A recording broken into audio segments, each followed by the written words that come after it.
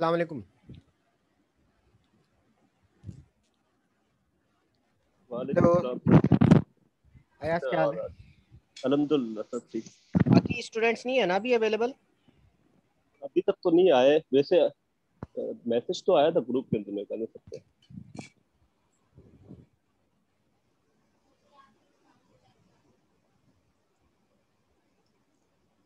मेरे ख्याल में स्टूडेंट्स ज़्यादा नहीं है।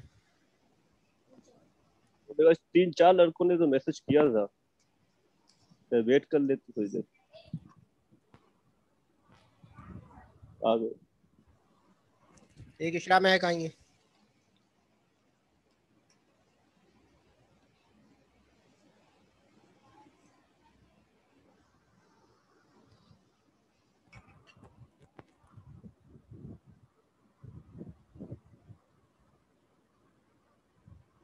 अगर ज़्यादा स्टूडेंट्स नहीं हैं तो फिर क्या करें?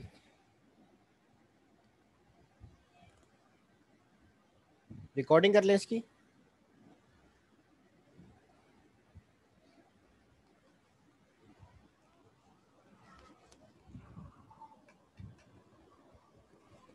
अस्सलाम वालेकुम सर। वालेकुम सलाम इशरा। स्टूडेंट्स तो ज़्यादा नहीं है, फिर क्या करें? स्टार्ट कर दें क्लास? सर मगरिब के बाद स्टार्ट करके देख लें, या स्टूडेंट तो दो ही हैं जस्ट। तीसरे भी जुल्फ़कार अली आए हैं।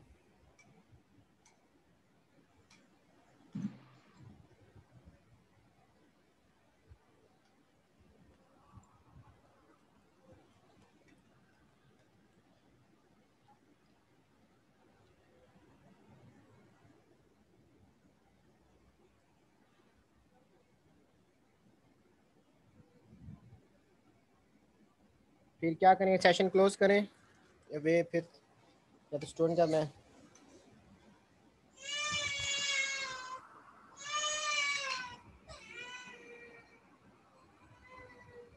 नोमान अहमद खान भी आ गए।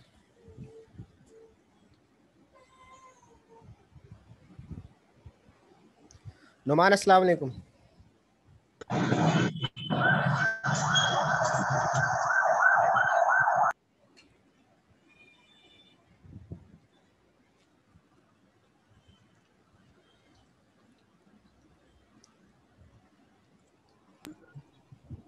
अस्सलाम वालेकुम।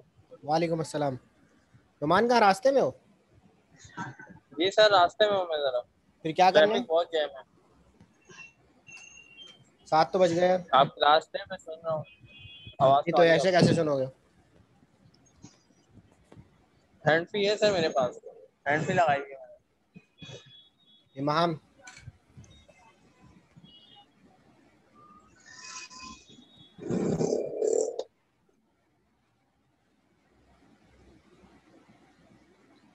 अस्सलाम वालेकुम सर। वालेकुम अस्सलाम। आप तो घर पे हो ना माम? नहीं सर, रास्ते में हूँ, बस में। बस में? अच्छा, तो क्लास का क्या करना है? थोड़ी देर बाद रख लें, क्या करें? ऐसे तो क्लास लेने में मज़ा ही नहीं आएगा। सर आप कंटिन्यू कर लें। सिर्फ 4 स्टूडेंट आए।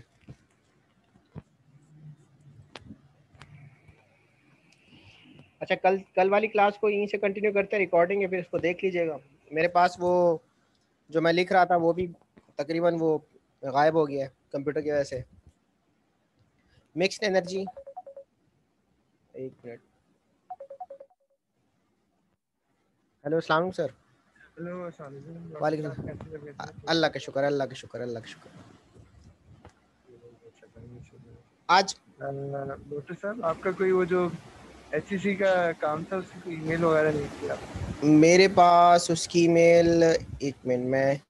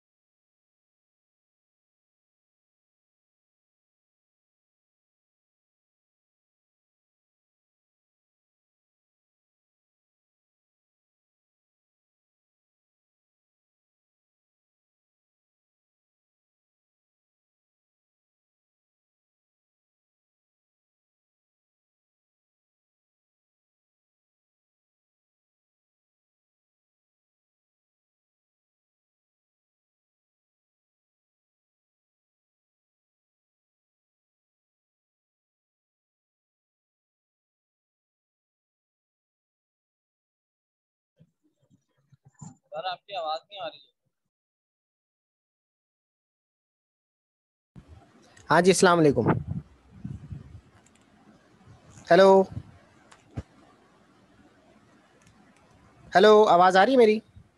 जी सर आवाज आ रही जी आ रही है सर। डॉक्टर आमिर की जी कॉल सर, आ आ गई रही थी है। बीच में।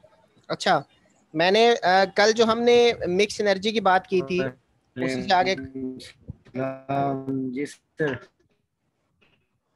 मैं शेयर कर देता हूँ स्क्रीन।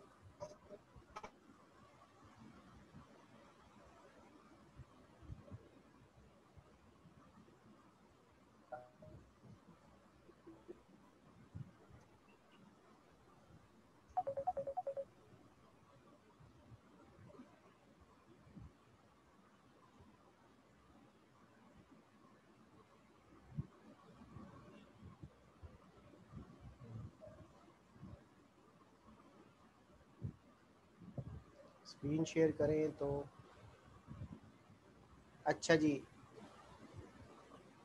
आहिस्ता आहिस्ता ये हम देख रहे थे कल ना कि टोटल हमारी सप्लाई जो थी वो initially the supply was initially इतना मिलियन टन और 2010 का हमारे पास डाटा था जिसमें गैस का कंट्रीब्यूशन इतना था, ऑयल का कंट्रीब्यूशन इतना था, एलपीजी का कंट्रीब्यूशन इतना था और कोल, न्यूक्लियर इलेक्ट्रिसिटी और उसके बाद जो है हाइड्रो का कंट्रीब्यूशन इतना था। तो मैंने आपको ये बात बता दी थी कल के लेक्चर में कि आवर मोस्ट ऑफ द जो डिपेंडेंसी चल रही थी वो ज़्यादातर किस पे थी, इन दो फैक्टर्स पे थी, गैस पे और ऑयल पे। तो फर्दर इसको क्या चेंजिंग आई है इसके अंदर और इसका डाटा मेरे पास जो बुक है उसका डाटा हमें क्या कह रहा है, ये कंजम्पशन। अच्छा, ये तो था हमारा, ये तो वो सिनेरियो है जिसपे हम देख रहे हैं कि 80% जो है रिजर्व जो है हमारे यूज़ हो रहे हैं। अब आ जाइए कि इन सब में हमारा जो है वो ये तो वो है जो सप्लाई हो रही है, आगे उसकी डिमांड कहाँ कहाँ पे इस्तेमाल हो रहा है, कंजम्पशन ऑफ एनर्जी क्या है बाय सेक्टर।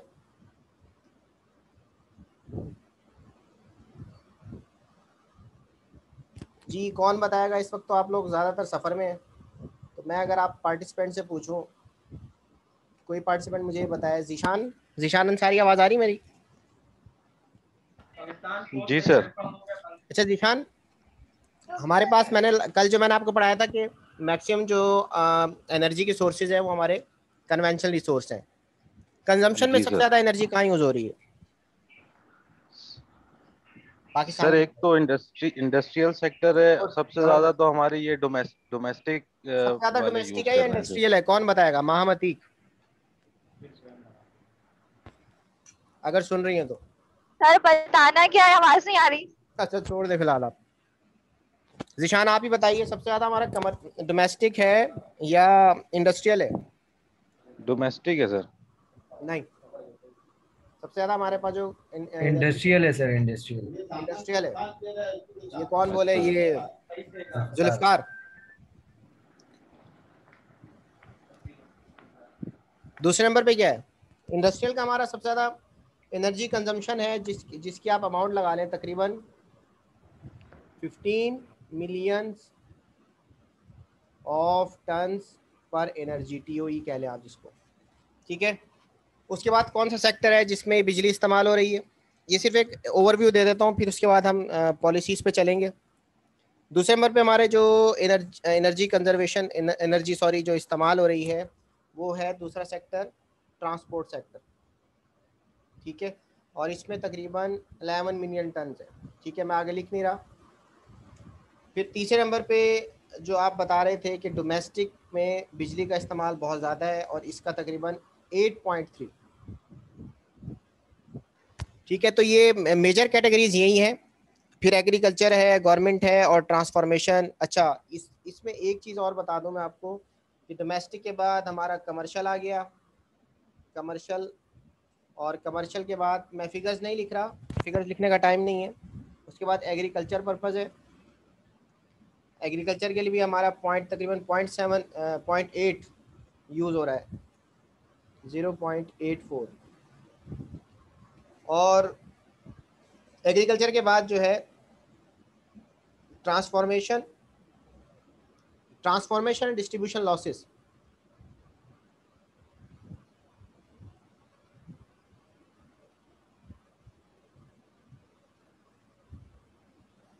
ये तकरीबन है हमारा 24.32 मिलियन टन्स ऑफ,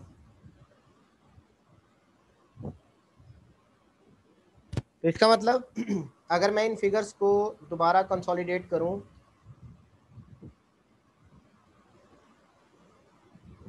बुलेट्स बना लेते, तो अगर मैं इसको दोबारा कंसोलिडेट करूं तो सबसे ज़्यादा जो ये तो हमारा एनर्जी प्रोडक्शन सेक्टर है, मैं इसको भी कंसोलिडेट कर देता हूं ताकि ये भी क्लैरिफाई हो जाए, ठीक है। तो 2000 एक्सेप्ट करूं, किसको एक्सेप्ट करूं, एक मिनट,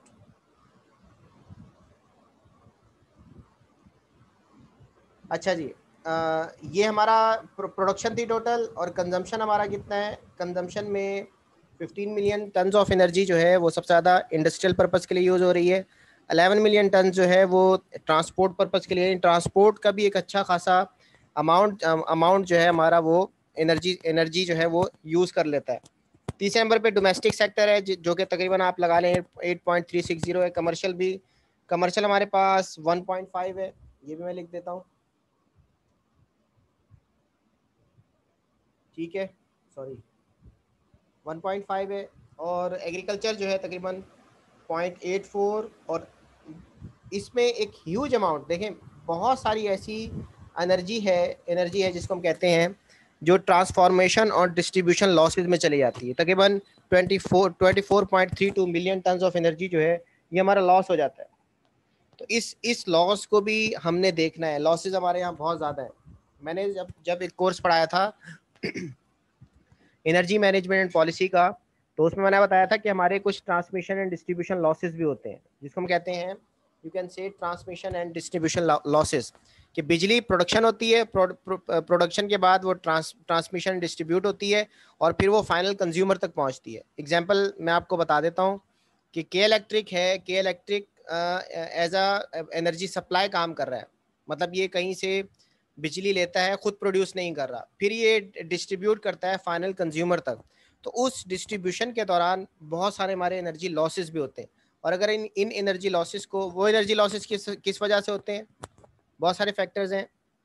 एक तो हमारी मेंटेनेंस नहीं है, दूसरा हमारी जो हमारी इक्विपमेंट यूज़ हो रहा है वो हमारी डिस्ट्रीब्यूशन लॉसेस कर रहा होता है। हमारे यहाँ वायर्स कौन से इस्तेमाल हुई हुई हैं, कि इलेक्ट्रिक ने क्या काम किया अभी, ये कौन बताएगा, अभी तो सारे सफ़र में ही है। ऐसन सर कॉपर की वायर्स निकाल के एल्युमिनियम की लगा जी, दी। कॉपर की वायर्स चेंज कर दिया ना सर उन्होंने, क्यों किया ये, एल्यूमिनियम में ज़्यादा स्ट्रेंथ है क्या जिशान? लॉसेस सर कम हो गए कॉस्ट इफेक्टिव है सर, पैसे जबरदस्त बच जाते हैं इसमें। नहीं तो इधर लॉसेस भी तो हो रहे हैं ना, देखें अब सर लॉस कंडक्टर तो सर सबसे अच्छा कंडक्टर तो सर इनमें कॉपर ही है, कॉमन मेटल्स में कॉपर ही है। कॉपर ही है ना हमारे जो, एल्युमिनियम लाइट वेट है, बस ये एडवांटेज है, वो लाइट वेट होता है वो। नहीं तो वेट हमने देखना है या हमने ये देखना है कि लॉसेस हमारे कितने हो रहे हैं। तो बहरहाल ये एक ह्यूज अमाउंट जो है हमारी लॉस में चली जाती है। तो ये हमारे पास अब तक की स्टोरी है कि बिजली की प्रोडक्शन हमारी कितनी है, ये 2010 तक की, और इसमें लॉसेस कितने हैं। इस लॉसेस को सबसे ज़्यादा पहले तो इसको, अगर मैं इसको रेड करूं तो सबसे पहले तो इसको कवर किया जाए, ठीक है। इंडस्ट्रियल वो सेक्टर है जिसके अंदर बिजली का इस्तेमाल सबसे ज़्यादा हो रहा है हमारे यहाँ। क्यों हो रहा है इसमें बिजली का इस्तेमाल, इंडस्ट्रियल सेक्टर में ज़्यादा होता है या हमारे यहाँ रेजिडेंशियल में ज़्यादा होता है, डोमेस्टिक में? अरशद इसरार सर इंडस्ट्री में ज्यादा हो रहा है। क्यों? सर इंडस्ट्री में हैवी मशीनरीज होती हैं। मिसाल के तौर पर मैं अपने घर की बात करूं तो मेरे पूरे घर का लोड जो है सर वो 1 किलोवाट 2 किलोवाट होता है रनिंग लोड। और अगर इंडस्ट्री हो सर एक मोटर ही 37 किलोवाट 50 किलोवाट और 300 किलोवाट की मोटर्स होती नहीं, है सर। अगर मैं दूसरी तरफ देखूं तो इंडस्ट्रीज तो इतनी ज़्यादा नहीं है, जबकि हमारा रेजिडेंशियल एरिया आप चले। हाँ बोले। सर मैं आपको सर हमारे पास होता ये है कि एक मिसाल के तौर पर इससे अंदाजा लगा लें आप कि पूरे इलाके में ना एक पोल माउंटेड ट्रांसफार्मर लगा हुआ होता है, पीएमटी इसे कहते हैं। और इंडस्ट्री के अंदर ना सर, हर इंडस्ट्री का लगा हुआ वो होता है, एक ही लगा होता है पूरे घर के, वो पूरी एक इंडस्ट्री के लिए होता है वो पूरी इंडस्ट्री के लिए होता है ट्रांसफार्मर। हाँ सही वो है। भी सर अगर हम 250 वाट देते हैं ना अगर, तो वो के इलेक्ट्रिक लगा के देती है, और अगर उससे ऊपर चले जाते हैं ना 1 मेगा पे चले जाते हैं, तो फिर हम ना खुद लगाते हैं, कंपनी भी खुद लगाती है, खुद बेयर करती है। तो इस सर वजह ये आप इससे अंदाजा लगा लेना। तो इस वजह से वहाँ पे ये जो एनर्जी जो है ये ज़्यादातर जो बॉयलर्स पे चले जाते हैं, या सॉरी ये जो ये बास कंपनी में विजिट करता था, तो मैं उनसे जब बिजली की रिक्वायरमेंट पूछता था, वो कहते थे हमने अपना जो है वो जनरेशन सिस्टम लगाया हुआ है। तो वो क्या गैस पे बनाते थे बिजली? मैंने कुछ डाइंग यूनिट सर कैप्टिव होती है सर गैस, सर सब गैस पे बना रहे होते हैं, डीजल भी होता है, गैस भी होता है। अच्छा। जब गैस का मसला आता है ना, गैस की इंटरप्शन होती है, प्रेशर डाउन होता है, तो फिर डीजल पे जा रहे होते हैं। अच्छा, मतलब वो उनका अपना कैप्टिव होता है, वो उनका अपना कैप्टिव होता है, सब अपना कैपेटिव होता है। सही सही सही सर, ठीक है, चलें फिर आगे चलते हैं। ये मेरे पास सर इसकी वजह है सर, क्या वजह है इसकी?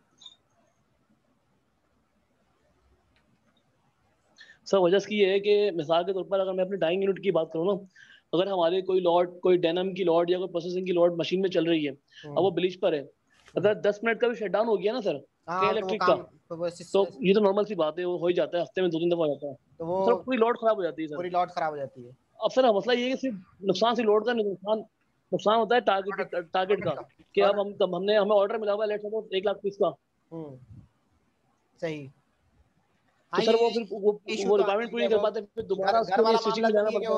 पंखा उठा के आपने जलना शुरू कर दिया, आपको तो प्रोडक्शन देनी है और production with in specified time देनी है। अगर उस टाइम के अंदर आपने प्रोडक्शन नहीं दी तो वो क्लाइंट टूट जाता है। बल्कि मैंने आपको बताया था कुछ इंडस्ट्रीज ऐसी हैं जहाँ पे आपको इक्विपमेंट जो है 18 घंटे रन करना होता है। जैसे मैंने प्लास्टिक इंडस्ट्री जहाँ पे मोल्डिंग मशीन लगती है, तो मोल्डिंग मशीन को गर्म रखने के लिए 18 घंटे चाहिए होते हैं।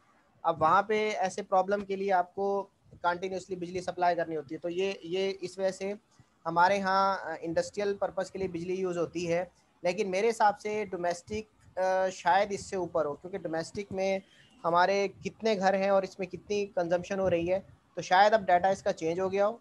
तो इस सेक्टर में आपने काम करना है अभी। ठीक है, आगे चलते हैं हम। नेचुरल गैस जो है वो सबसे ज़्यादा हमें बिजली दे रही है, और इसके लिए हमने कुछ सिग्निफिकेंट कुछ हमने इंसेंटिव भी लिए थे। ठीक है, ये एक प्रोजेक्ट था। अगर सिर्फ मैं नेचुरल गैस की बात करूं, सॉरी, ये बोर्ड वगैरह हो तो लिखने में आसानी होती है, मुझे लिख के जो है ना, नेचुरल गैस में आपको याद होगा एक प्रोजेक्ट आया था।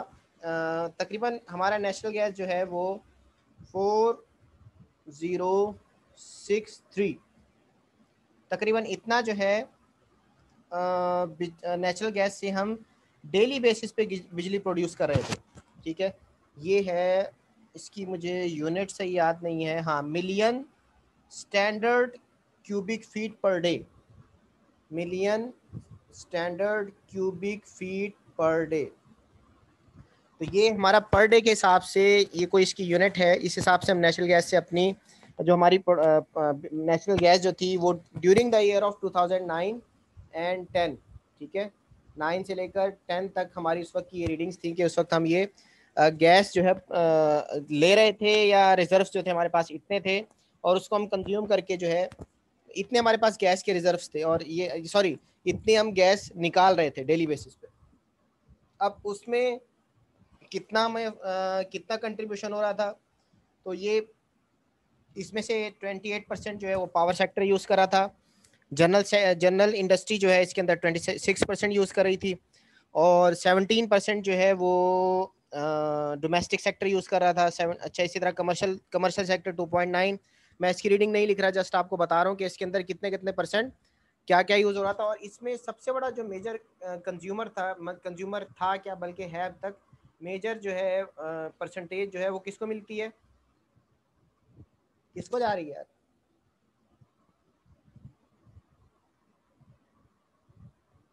जी जीशान, मेजर कंट्रीब्यूशन किसको जा रही है? सर कंजम्पशन की बात कर रहे हैं? हाँ, मैं नेचुरल गैस की बात कर रहा हूँ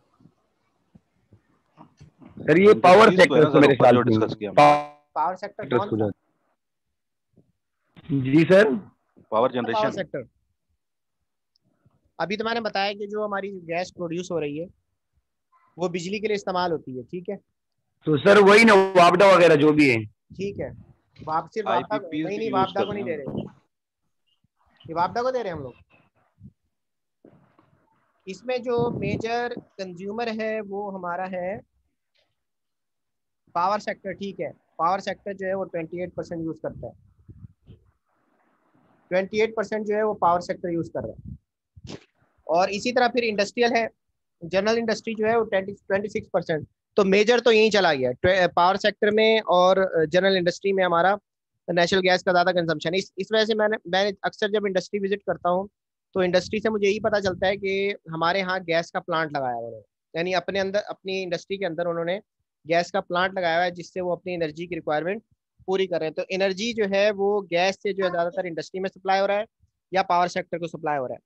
अच्छा, इसके अलावा कुछ काम पाकिस्तानी गवर्नमेंट ने किए थे जो यहाँ पे डिस्कस करने के हैं।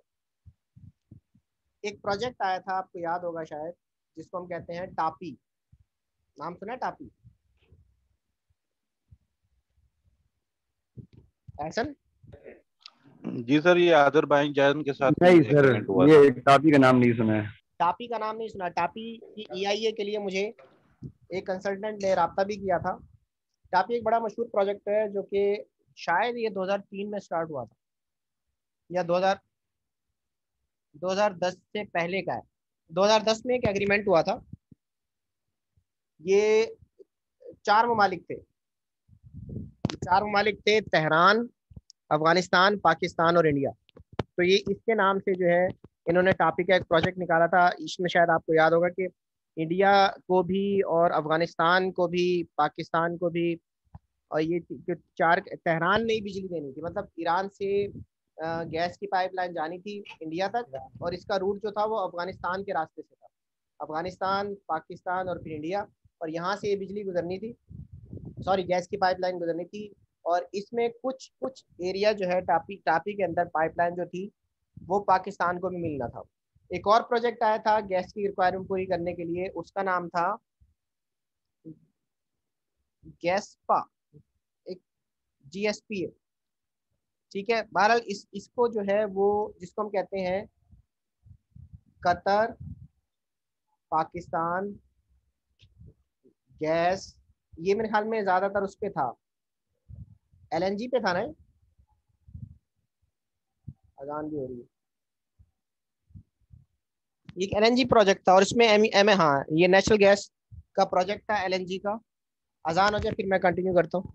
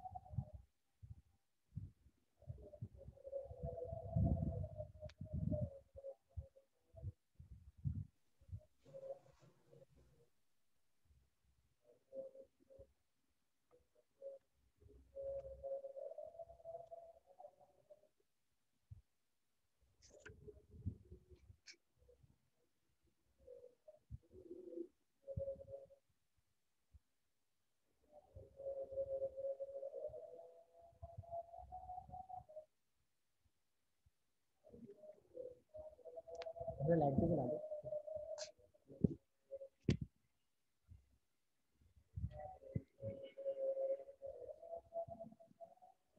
अच्छा जी,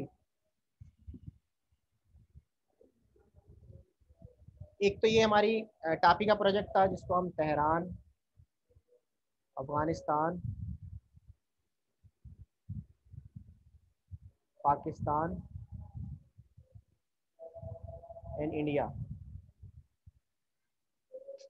और दूसरा जो था वो कतर। ईरान के जगह पे तेहरान क्यों नाम आया इधर?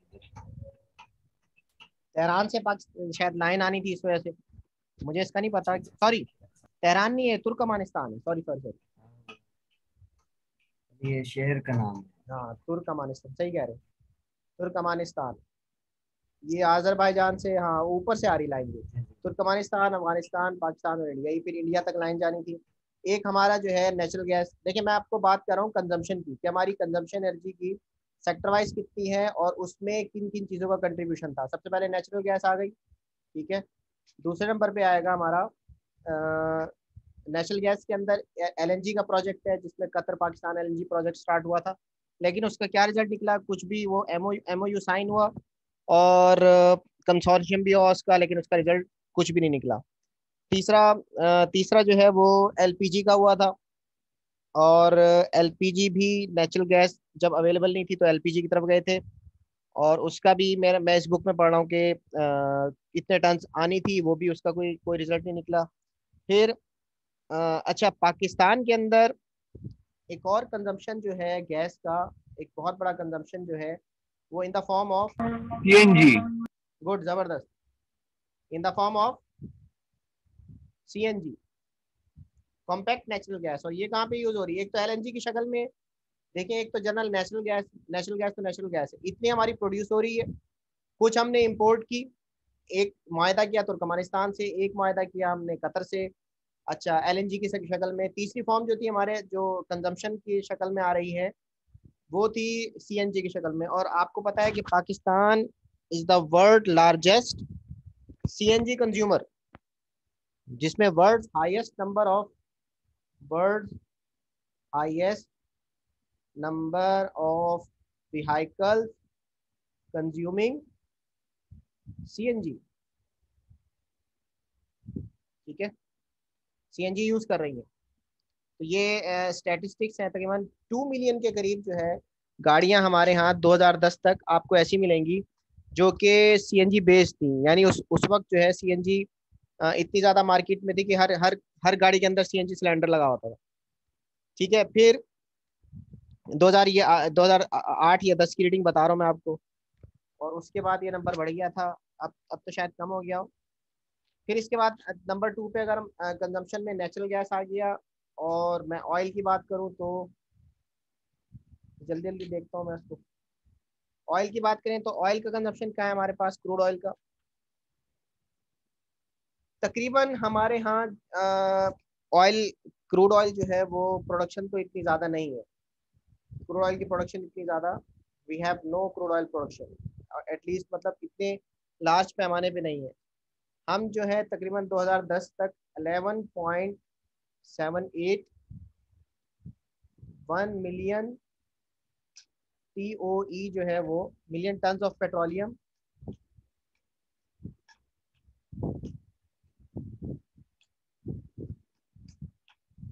इंपोर्ट कर रहे थे 2009-10 के अंदर। और हमारे यहाँ जो मेजर इंडस्ट्रीज थी जो इस पे ये डाटा जो हमें दिया है पाकिस्तान इकोनॉमिक सर्वे ने दिया था, ठीक है। The data was provided by Pakistan economic survey. तो ये आप लिखते जाइएगा कि कौन कौन से इंस्टीट्यूशन हमारे यहाँ काम कर रहे हैं, इकोनॉमिक सर्वे, ठीक है।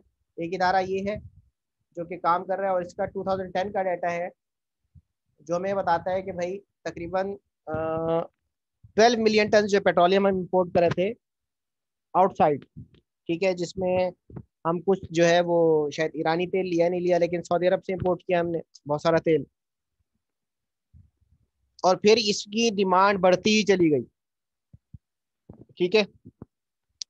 इसमें हमने लोन्स भी लिए और व्हीकल्स के अंदर भी ये पेट्रोल इस्तेमाल हुआ, और तकरीबन हमारा जो है ये यूएस तकरीबन 64.64948 यूएस इतना हमारे ऊपर जो है वो इसका कर्जा भी चढ़ा। तो बहरहाल ये फिगर्स मैं सारी लिख नहीं रहा, सिर्फ आपको एक ओवरव्यू दे रहा हूँ।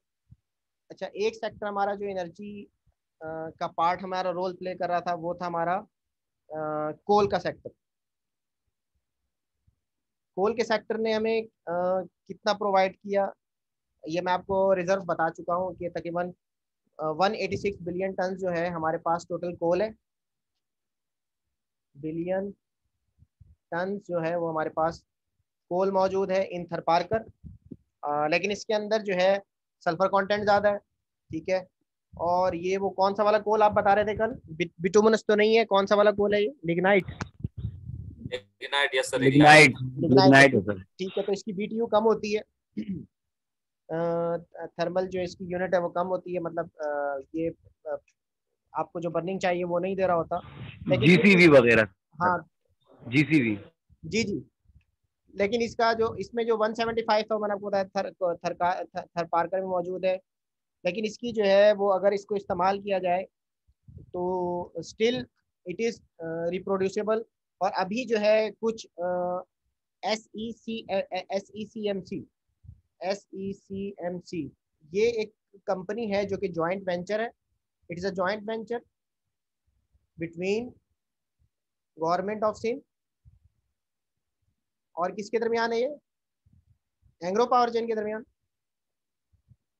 यस सर, एंग्रो कोल जहाँ पे वो कर रहे हैं। Engro power gen, exactly. तो ये Engro Sindh power coal mining company है ना सर? जी जी।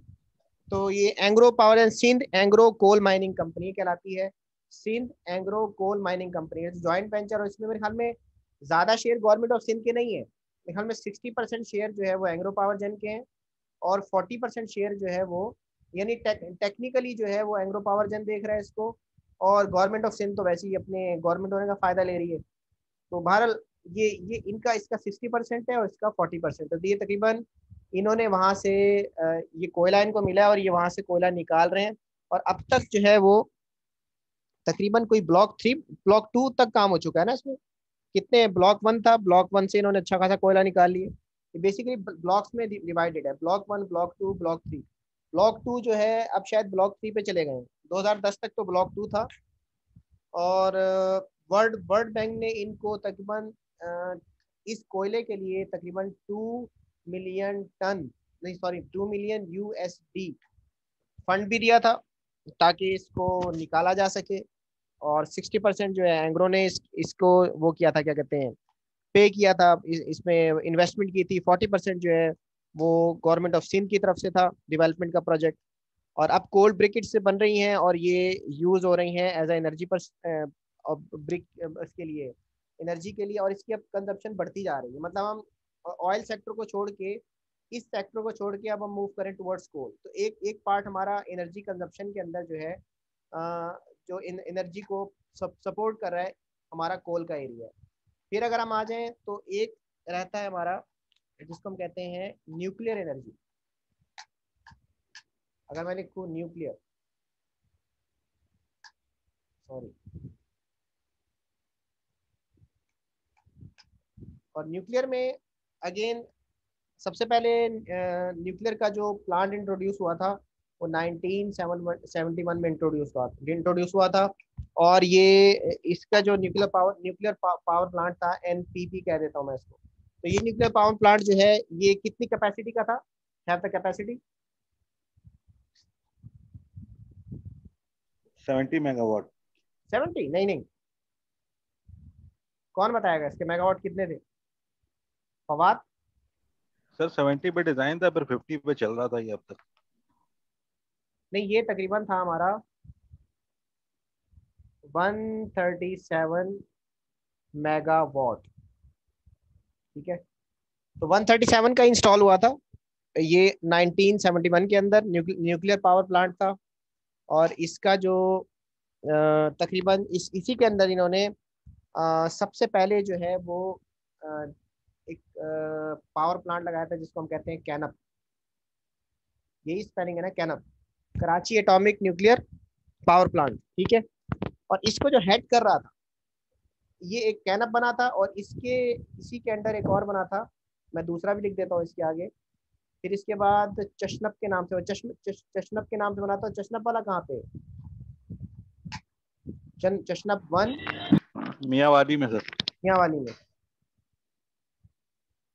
मियाँवाली में सर ये। और चशनब 2 वो कहाँ पे? ये भी मियाँवाली में। ये भी वही है सर। लेकिन इसकी कैपेसिटी जो है वो कैनप से ज्यादा है, मजे की बात। ये भी उधर ही है। ठीक है। हाँ, मियाँवाली सिटी से 32 किलोमीटर के इस्लामाबाद की तरफ जो है, इसके 2 यूनिट लगे थे, चशनब 1 चशनब। सर ये आप किसका पूछ रहे हैं सर? मैं चशनब का।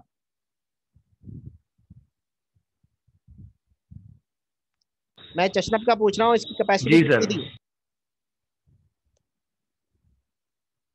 सर कैपेसिटी का आइडिया नहीं है, लेकिन ये मियाँवाली से होते हुए Capacity रास्ता जाता है, कोई 30-35 किलोमीटर का रास्ता है। तकरीबन इतना ही है। ये जो मैंने इसको कोट किया है इतनी है, मुझे नहीं पता इसकी एक्चुअल वैल्यू। बहरहाल मुझे जो डाटा मिला था वो 3 to 5 मेगावाट के करीब था। और ये एक कंट्रीब्यूशन हमें जो है न्यूक्लियर की तरफ से भी आया। पंजाब की तरफ तो चशनब है, और हमारा कराची का जो एरिया है उसको कैनप जो है वो तकरीबन 137 मेगावाट दे रहा है। लेकिन सबसे पहला हमारा कैनप ही आया था, यानी कराची से स्टार्ट हुआ था न्यूक्लियर पावर प्लांट। और इसमें जो है ये दोनों अगेन ये किस कमीशन के अंडर आते हैं, ये किस, इनको कौन सी अथॉरिटी डील कर रही है, वो है मेरे ख्याल में एटॉमिक पाकिस्तान। एनर्जी। हाँ, पाकिस्तान एटॉमिक एनर्जी कमीशन। इस पे कमीशन भी बन गया था। कमीशन। ठीक है। Commission. Commission was design to look after this. अब मैं जल्दी आगे लेके चलता हूँ। ये हो गया। फिर एक और सेक्टर कौन सा है? कोल का हो गया। फिर आखिर में आता है हमारे पास ऑयल रिफाइनरीज पे तो मैं नहीं जा रहा, क्योंकि ऑयल रिफाइनरीज जो हैं ये OGDCL के अंडर आती हैं। और हमारे पास ऑयल रिफाइनरी कितनी है? ये टाइम भी बिल्कुल 1 मिनट से कम रहेंगे। सर एक बाइको है। अटक ऑयल रिफाइनरी भी है। We have only 2 oil refineries. ठीक है, 3 ऑयल रिफाइनरीज हमारे पास। 3 है अगर बड़ी मेजर देखा जाए। एक तो हमारे पास NRL है, नेशनल रिफाइनरी। PRL भी है, लेकिन PRL उसी के अंडर आती है। सर NRL है, PRL भी है। PRL भी है। एक है हमारे यहाँ जिसको हम कहते हैं पाक अरब रिफाइनरी। ये भी बड़ी है, ये फाजिलपुर की तरफ है, कोटद्दू की तरफ। ठीक है, पंजाब में। और एक आपकी है अटक रिफाइनरी। अटक जो है ये नॉर्दर्न साइड पे जाते हुए आती है। अटक रिफाइनरी बड़ी रिफाइनरी है। एक जो है वो बाइको भी है, जिसको बौसीगार रिफाइनरी कहते थे पहले। बौसीगार। सर बौसीगार था, ये 90 बैरल्स का था। अब ये बाइको के नाम से 130 जी